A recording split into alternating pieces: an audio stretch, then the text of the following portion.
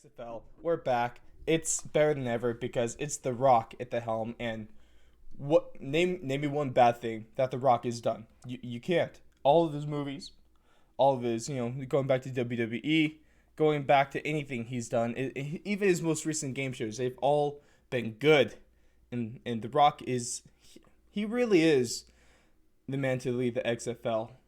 He had a failed NFL career. That's why he went into wrestling. And I say failed because in quotes, because it's kind of hard to really succeed in the NFL. It's really rare. But now he's come out with a statement after the news was announced and stuff like that. And I totally agree with him, and I support him so much for this because The Rock has always been the guy that believes in second chances. He believes in giving people opportunities to succeed, because if you look at him, you remember his story, he had a few bucks in his pocket, and now look at him. The Rock is a real underdog story, and so is the XFL. The XFL is an underdog story because it's a league that's no football league is ever going to be leaving the shadow of the NFL. It's not possible, not financially, not you'll never be able to overcome that fan base just because of how built it already is. But that didn't stop the XFL from trying. Not once, but twice.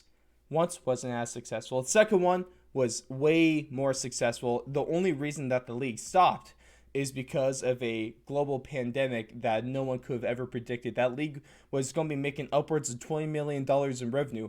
It was exciting football. Fans were showing up. If you look at the Seattle Dragons games over there, where the Seahawks play in CenturyLink, that stadium was fairly packed. And if you go over to Detroit, let alone in St. Louis, where they lost their football team, then another one came back in the Battlehawks. Those games were loaded with fans. Those were loud. Those were really exciting games to watch it for talking just from a fan perspective. And we really as fans, we took a loving to this game. And thank God it's coming back. I haven't given up. I never gave up hope. Honestly, like a lot of people did, especially with the XFL tweeting that one tweet with them waving goodbye pretty much. I never gave up hope. There's a reason, like I mentioned, why I've always had the XFL logo. And if you're looking, at least in our video version of the show on YouTube, the XFL logo has always been there. We've always covered the XFL. We love the XFL, and we forever will cover the XFL because, just like Pride FC, Pride never die, XFL never die. It's coming back. It's going to be hopefully better than ever. Because I think we forget that there is a lot of really good parts of the XFL.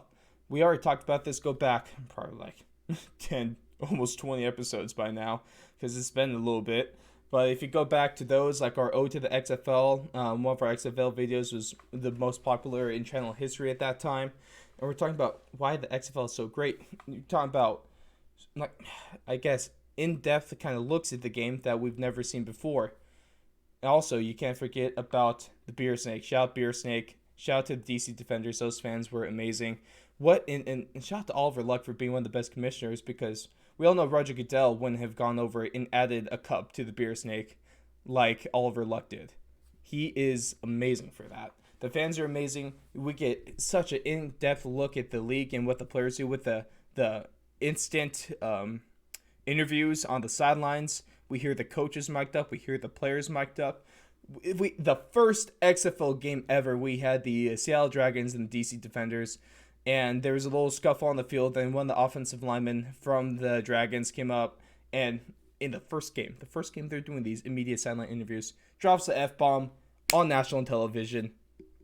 Beautiful. I love it so much. Also, we're talking about little Sky Ref, the person that's able to call replays for whatever, and they actually review it. Shout out to maybe the best part is them when we're doing an official review, when we're having a play challenge, we actually get taken into the booth.